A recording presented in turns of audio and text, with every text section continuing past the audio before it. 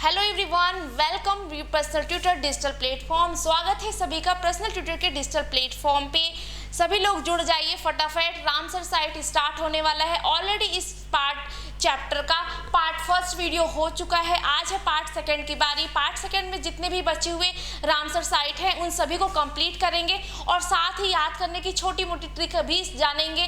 तो स्टार्ट करते हैं अपना सेशन हमारा पूरा रामसर साइट पर ही होने वाला है, तो वीडियो के अंत तक बने रहिए। पूरी रामसर साइट आपको 47 में रामसर साइट आपको कंप्लीट कराने वाली हो।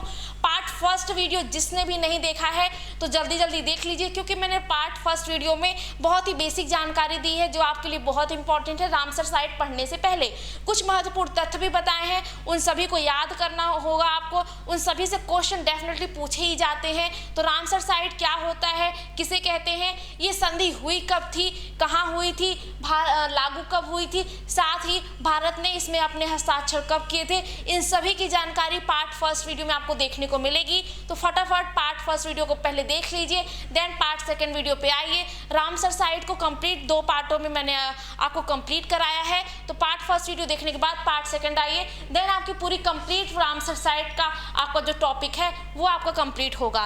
स्टार्ट करते हैं अपना session Ramsar site part second. Ramsar site की मैं बात करूँ तो ऑलरेडी हमने कुछ रामसर साइट्स के बारे में प्रीवियस वीडियो में हमने डिस्कस कर लिया था, यानी पार्ट फर्स्ट वीडियो में हमने डिस्कस कर लिया। आगे के रामसर साइट की मैं बात करूं तो स्टार्ट करते हैं अपने मध्य प्रदेश से। मध्य प्रदेश में रामसर साइट कौन सा है इसके बारे में जानते हैं। चलिए स्टार्ट करते हैं और मध्य प्रदेश के देखते हैं। सबसे पहले मैप में देखते हैं मध्य प्रदेश कहाँ है। सभी लोग मैप में आ जाओ और मध्य प्रदेश को देखो। ये है आपका मध्य प्रदेश। मध्य प्रदेश की बात करें तो यहाँ पर एकमात्र जो रामसर साइट है वो कौन सा है, भोज वेटलैंड। ठीक है, मध्य प्रदेश का एकमात्र जो रामसर साइट है वो है भोज वेटलैंड। ये हुआ कब शामिल, ये 2002 में शामिल हुआ था। क्लियर हुआ। तो रामसर साइट मध्य प्रदेश में एकमात्र रामसर साइट भोज वेटलैंड। ठीक है, क्लियर हो गया, याद हो गया, एकमात्र है तो आपको याद हो जाएगा। मणिपुर की बात करते हैं। मणिपुर की बात करते हैं तो लोकटक झील यहाँ की सबसे फेमस रामसर साइट है। अगर रामसर साइट की मैं बात करूँ, ये झील बहुत फेमस है अपनी जैव विविधता को लेकर। तो मणिपुर में लोकटक झील सभी को याद होनी चाहिए।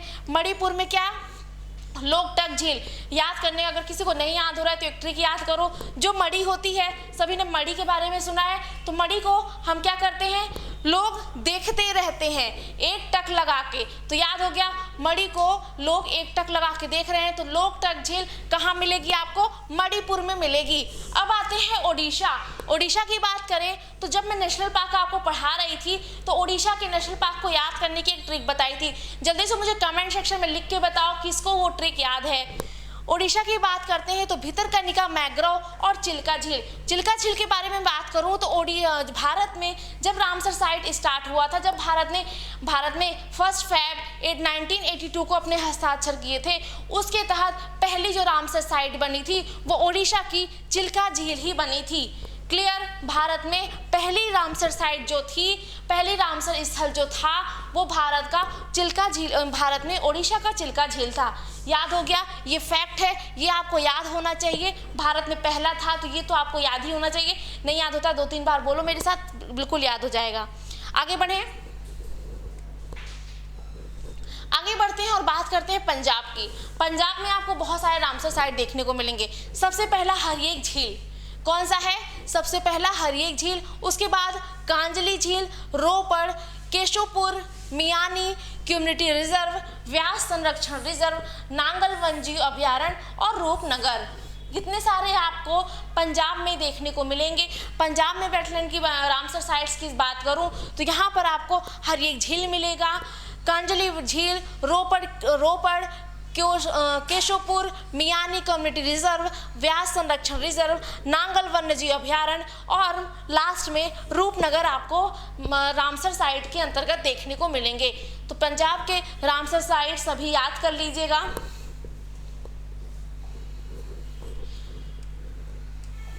अब बात करते हैं राजस्थान की। राजस्थान की मैं बात करूं तो यहाँ सांबर झील और केवला राष्ट्रीय उद्यान आपको रामसर साइट्स के अंतर्गत देखने को मिलेंगे। कौन कौन से? सांबर झील और केवला राष्ट्रीय उद्यान आपको रामसर साइट के अंतर्गत देखने को मिलेंगे। मैंने बताया था आपको कि झील, तालाब, झरनों के अलावा राष्ट्रीय जो नेशनल पार्क्स होते हैं और अभयारण्य को भी शामिल किया जाता है रामसर साइट्स के अंतर्गत। क्यों? क्योंकि यहाँ पे जैव विविधता की मात्रा अधिक होती है और उनको संरक्षित करने के लिए हम इनको राष्ट्रीय अभयारण्य, जो राष्ट्रीय उद्यान होते हैं, अभयारण्य होते हैं, उनको भी रामसर साइट्स के अंतर्गत शामिल कर लेते हैं। फिर बात करते हैं तमिलनाडु की। तमिलनाडु की बात करते हैं, मैप में आ जाओ सभी लोग, और ये है तमिलनाडु। तमिलनाडु की बात करते हैं, पॉइंट कैलिमेरे वन्यजीव और पक्षी अभयारण्य आपको देखने को मिलेगा। कौन सा? Point Calimere wildlife and bird sanctuary आपको तमिलनाडु में देखने को मिलेगा। तमिलनाडु का एकमात्र रामसर साइट जो है वो कौन सा है? Point Calimere wildlife and bird sanctuary. ठीक है। त्रिपुरा की बात करते हैं। त्रिपुरा में एक झील रामसर साइट्स के अंतर्गत आती है, वो है रुद्रसागर झील। कौन सी है? वो है रुद्रसागर झील। तो त्रिपुरा की बात करें तो त्रिपुरा में एकमात्र है, कौन सी? ये है त्रिपुरा। त्रिपुरा की बात करते हैं, त्रिपुरा की एकमात्र आपको रामसर साइट देखने को मिलेगी, वो है रुद्रसागर झील। क्लियर हो गया? त्रिपुरा, रुद्रसागर दोनों सिमिलर वर्ड्स हैं, याद करने में कोई दिक्कत नहीं होगी। आगे बढ़ें और बात करते हैं उत्तर प्रदेश की। उत्तर प्रदेश की बात करें तो यहाँ पर काफ़ी सारे आपको रामसर साइट देखने को मिलेंगे। सबसे पहला हमारा ऊपरी गंगा नदी। ऊपरी गंगा नदी की बात करते हैं, ये आप मैप में देखो, ये है हमारा उत्तर प्रदेश, अपर गंगा जिसे कहते हैं। फिर आता है ब्रज घाट से नरौरा खिंचाव सांडी पक्षी अभयारण्य। कौन सा? ब्रज घाट से नरौरा खिंचाव सांडी पक्षी अभयारण्य। उसके बाद हरदोई समसपुर पक्षी अभयारण्य। रायबरेली में आता है नवाबगंज पक्षी अभयारण्य। उन्नाव में सनम पक्षी अभयारण्य। मैनीपुर में मैनपुर पार्वती अररा पक्षी अभयारण्य। गोंडा में आएगा सरसई नवार झील। इटावा में सुर सरोवर और आगरा हैदरपुर वेटलैंड। हैदरपुर वेटलैंड की मैं बात करूं तो मैंने आपको पार्ट फर्स्ट वीडियो में बताया था कि भारत में जो 47वां नंबर का रामसर साइट है वो कौन सा है? उत्तर प्रदेश का हैदरपुर है। ठीक है। कौन सा है भारत में? 47वां उत्तर प्रदेश का हैदरपुर है। तो उत्तर प्रदेश के सभी रामसर साइट को याद कर लीजिएगा। उत्तर प्रदेश में रामसर साइट जो है वो काफ़ी मात्रा में आपको देखने को मिलेंगे, तो इनको अच्छे से डिटेल से याद करिएगा। मैप के साथ याद करेंगे तो आपको इजीली याद हो जाएगा। महाराष्ट्र की बात करते हैं तो महाराष्ट्र में हमारा नंदूर मधमेश्वर नासिक लोनार झील आता है। तो लोनार झील आपको कहाँ मिलेगा? महाराष्ट्र में। तो ये आता है रामसर साइट्स के अंतर्गत। नासिक की बात करते हैं और नंदू मधेश्वर आपको कहाँ मिलेंगे? महाराष्ट्र में देखने को मिलेंगे। उत्तराखंड की बात करते हैं तो उत्तराखंड में एक है आसन। ठीक है।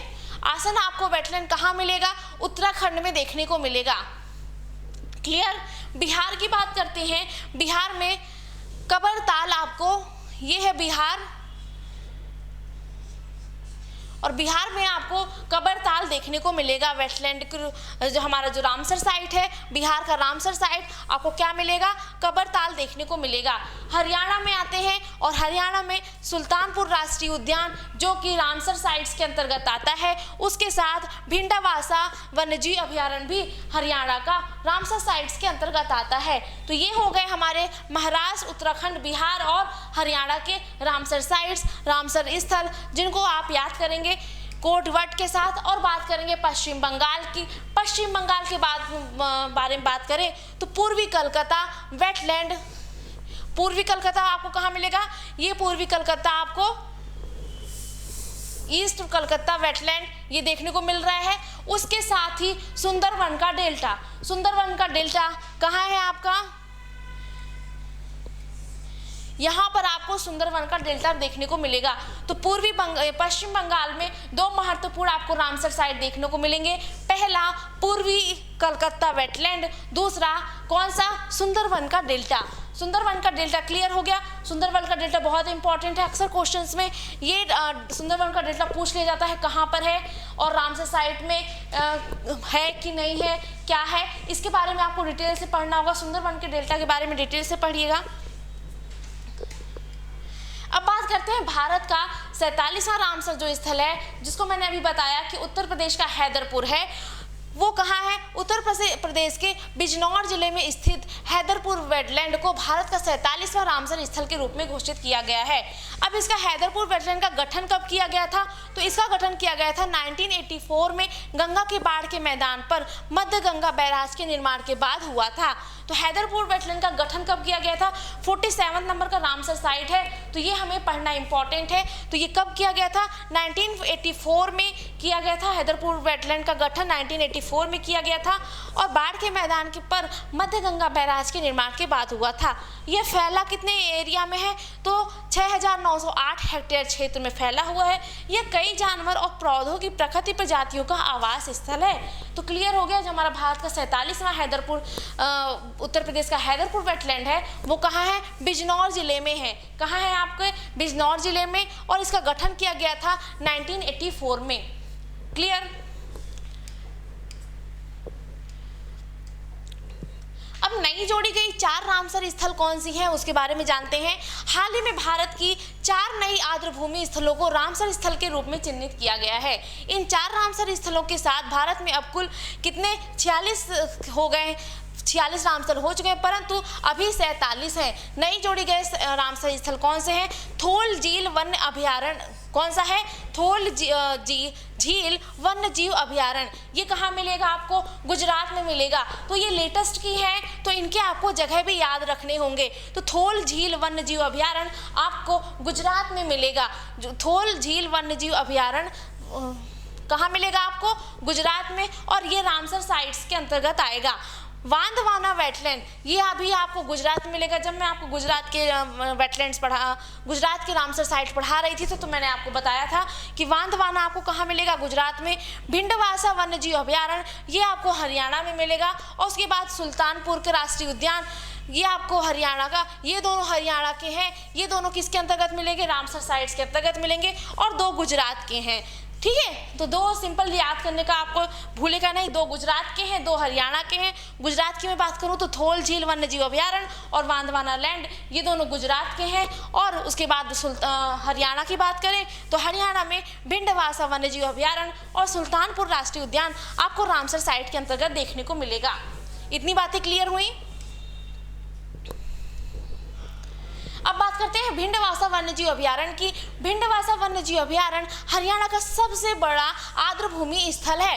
हरियाणा का सबसे बड़ा आर्द्रभूमि स्थल भिंडवासा वन्यजीव अभयारण्य है। ठीक है, भिंडवासा वन्यजीव अभयारण्य मानव निर्मित मीठे पानी की भूमि है।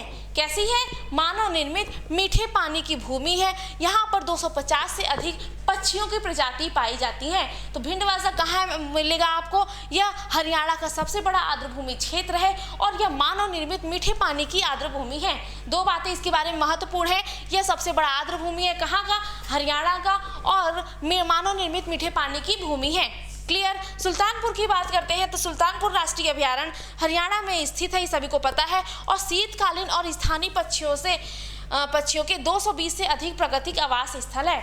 यानी फिर यहाँ पर आपको क्या मिलेंगे? पक्षी आवास मिलेंगे। और ये शीतकालीन और स्थानीय पक्षियों के आवास स्थल है। थोल की बात करते हैं तो ये गुजरात में है। यहाँ पर 320 से अधिक प्रजातियां तथा 30 से अधिक संकटग्रस्त पक्षियों की जो प्रजाति होती है वो यहाँ पे आवास करती है। वांदवाना की बात करते हैं तो ये भी गुजरात में है और ये गुजरात में ये पक्षियों के जीवन के लिए एक प्रसिद्ध वेटलैंड है। ठीक है, तो ये यहाँ पे जो कॉमन बात थी, इन चारों में जो अभी लेटेस्ट अपडेट हुए हैं, नए ऐड हुए हैं, इन चारों में ये बात कॉमन है कि यहाँ पर सभी में पक्षियों के आवाज़ के लिए महत्वपूर्ण जगह यह बताई गई है। और साथ ही यहाँ पर जो पक्षियों का आवास है वो यहाँ की विशेषता है। तो चारों जो हमारे नए रामसर साइट अभी ऐड हुए हैं उन सभी में कॉमन बात क्या है? यह पक्षियों के आवाज़ के लिए बेहतर जगह आपको देखने को मिलेगी।